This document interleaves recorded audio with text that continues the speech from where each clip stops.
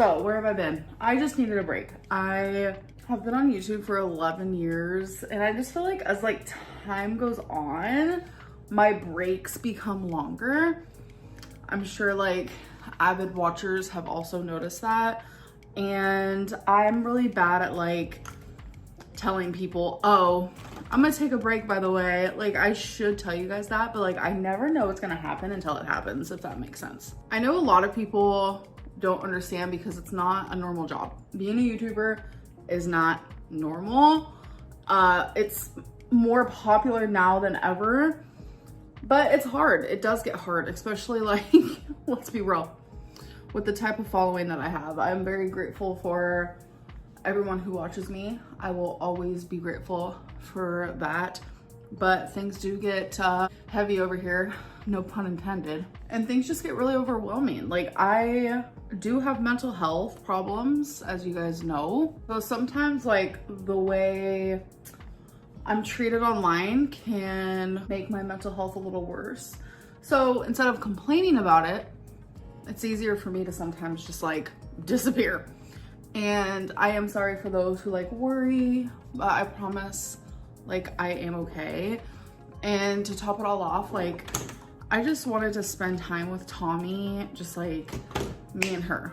Cause I caught myself just like always thinking about, should I be filming? Oh my God, I should film this. Okay, I'm gonna film it. It just kind of like takes away like the authentic feelings and memories and experiences, like when you're constantly thinking like, oh, should I be filming this? People thought that I got a strike, and the only reason why I know this is because if you guys don't follow me on Instagram, I do Q&As on there, or I have been, and I've been doing them daily just because I like to talk to you guys.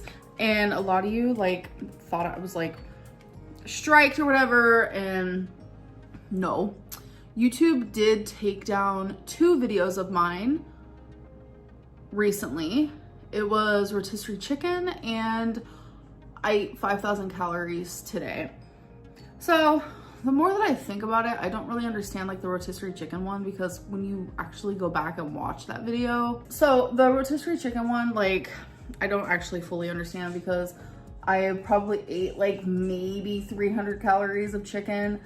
I know a lot of people like to say that I ate the whole rotisserie chicken. No, nope, didn't happen. But there are other mukbangers out there who definitely have, and their videos are still up. But I'm not gonna appeal it. I'm not gonna argue with YouTube. It is what it is. Like, I genuinely don't fully care. But I do understand like the 5,000 calorie one, like as someone who is morbidly obese, like I should not really be posting that online. So I definitely get it.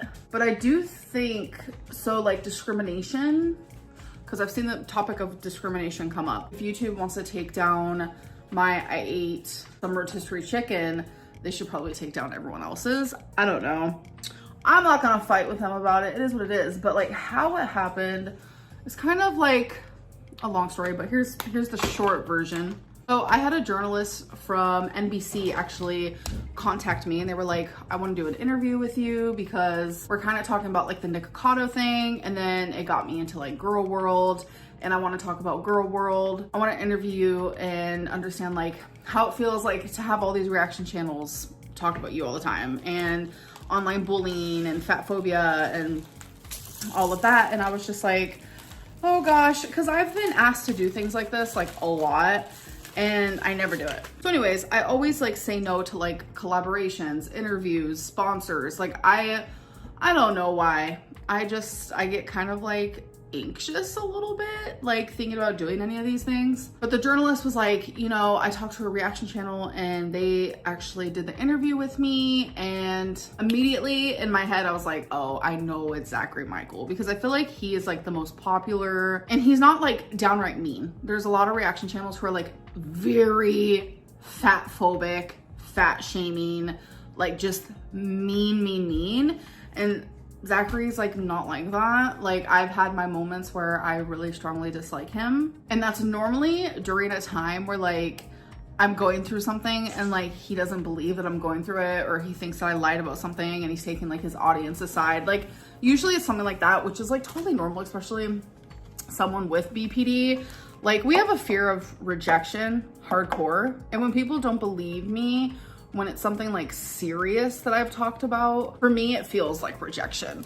So it makes sense why sometimes I really strongly dislike Zachary Michael.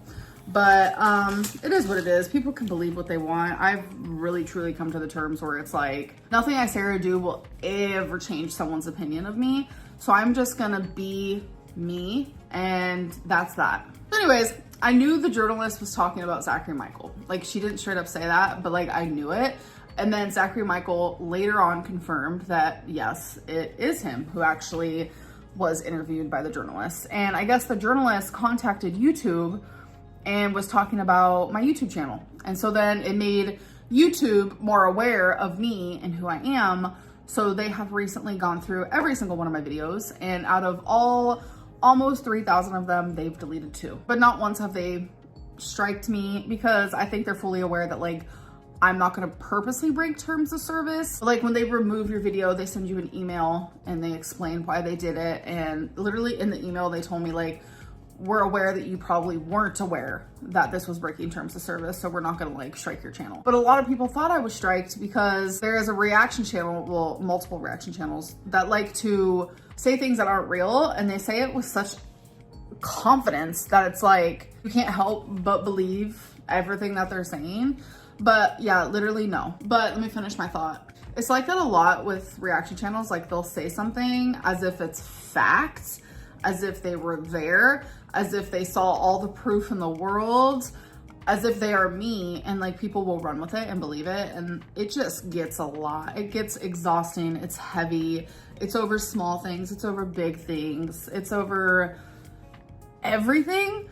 And it's just a lot. So my goal for the rest of October and for November is to upload Monday, Wednesday, Friday. Am I gonna promise that? No, but that is my goal. I shouldn't have to explain that I'm having mental health issues. I really am. And I look back at a year ago, and I was also having pretty bad mental health issues around this time of year. I like to reflect. I'm very much a reflector, and I think that's why I do a lot of journaling. I reflect. I like to understand the way I feel. I don't know. It's just, maybe it's because I grew up in and out of like group homes, children's shelters, and very much when you're in that setting, they love a good like, let's express ourselves. Let's sit in a group, go around in a circle and express yourself. So I grew up expressing myself a lot. I grew up with so many therapists, like, because when you're in foster care, like that's what you do. Like you're almost obligated to see somebody on the constant. And so I'm very accustomed to expressing myself, but like, I'm not very accustomed to people actually caring. And that's like the sad reality. Like there are good foster parents out there. There are good foster situations and group homes. I mean, I'm not gonna lie, I was in a good group home. Like it was an all girls group home. I was there for about 2 years, and still to this day, there are girls that I lived with there that I still communicate with, and staff members. That was a good point in my life. It truly was. But the children's shelter, no. I had fun times there. It was like slumber party constantly, but the staff there, they didn't care. It didn't feel like they cared.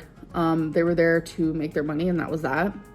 So it's like, yeah, I was taught to express myself, but no one ever heard me. No one ever was actually listening or caring. And that's just like kind of how I feel too sometimes with like YouTube, is like I'll sit here and express and explain, and it's like, is anyone actually listening? Is anyone actually hearing me? I reflect back to a year ago, and I was turning to alcohol, and I was living on my own for the first time. It was just like a lot, and it was heavy, and I was turning to alcohol thinking that's what was going to make me feel better. And I was just really depressed, and like I would come on YouTube, and sometimes I would share that, or sometimes I would just like have a fake persona, because I didn't want to be that person that would constantly come on here and be like, I'm depressed, I'm sad, look at me cry, look at me have a mental breakdown. And I've done that a lot on YouTube where I'm just fully transparent and I cry. I open up about my anxieties. What was it that I said that people really like to bring up?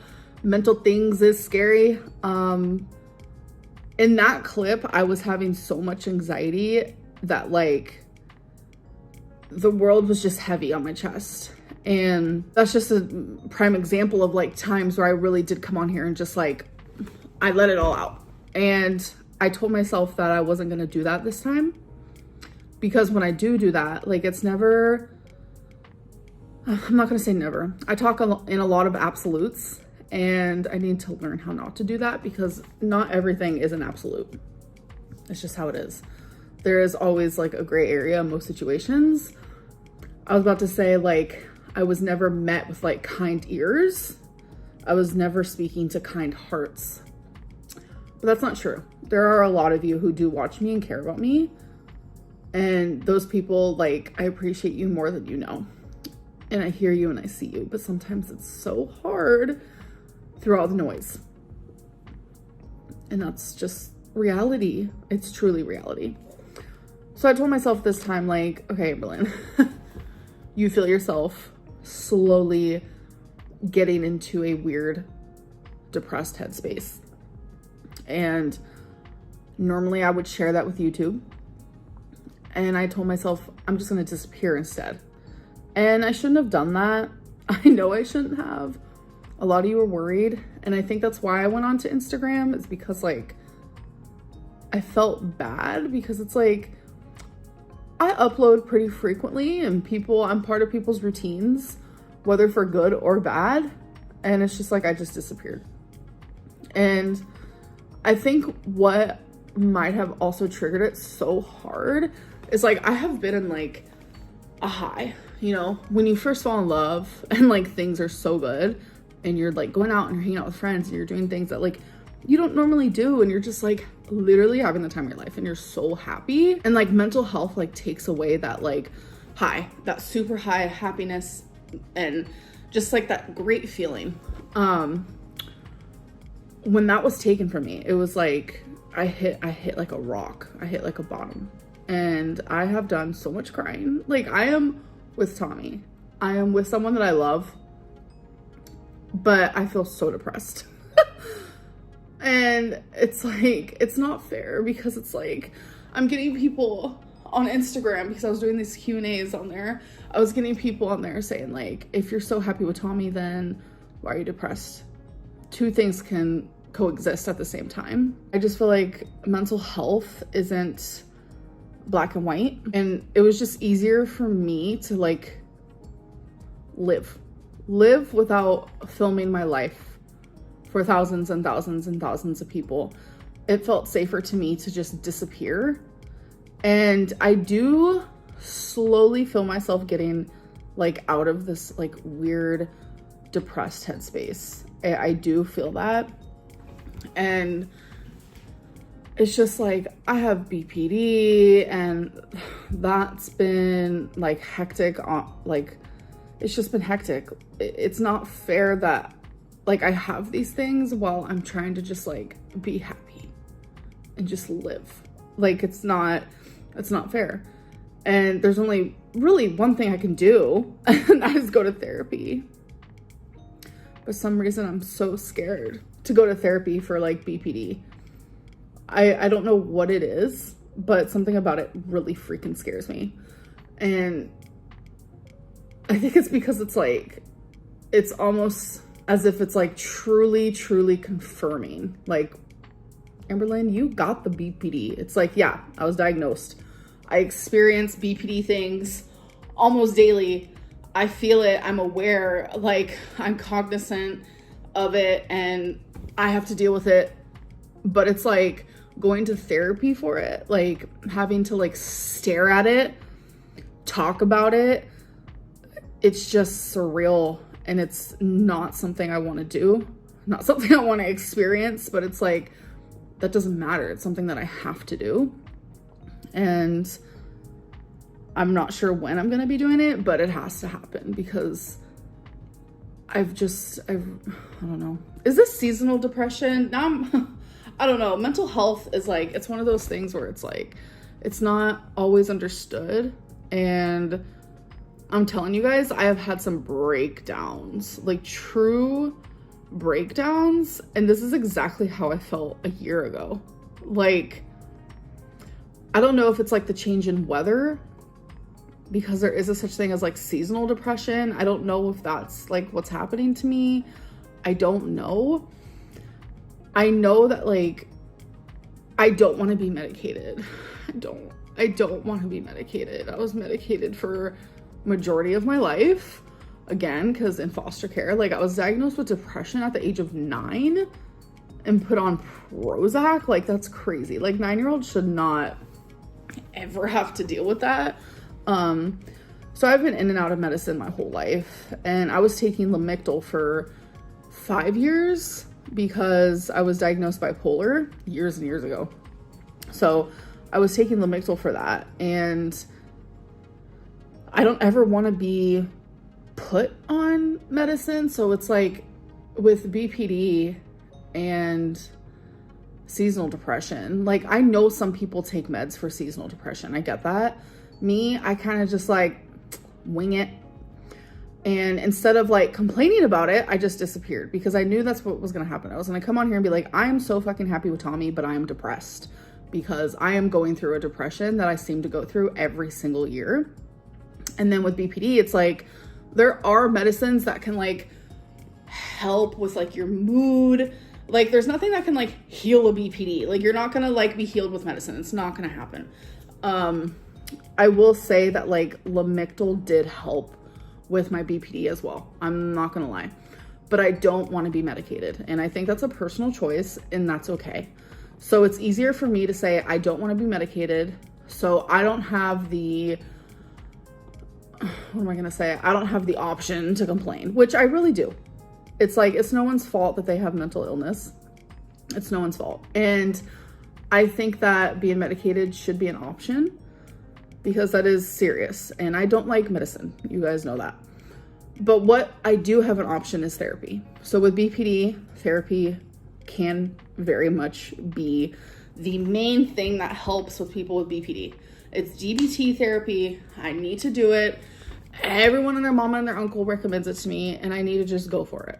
But I want you guys to know that like, I haven't been not uploading because I'm lazy or because I don't care about you guys or because of anything like that.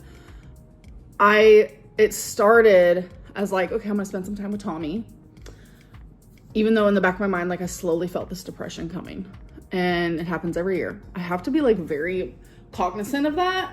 I have to like say that because a lot of people are like blaming Tommy for my like lack of uploads. No, she has been so supportive, and she's just like, she understands that I need a break, but she's also like very encouraging when it comes to like things that I enjoy and love. And she knows that I love YouTube, and she's like, you know, upload when you want, but she's always like giving me cute little ideas. Like we want to do y'all, I gathered so many questions for you guys, and I like to physically write. So I gathered so many questions from you guys for me and Tommy to answer. So that's something that's still like up in the air.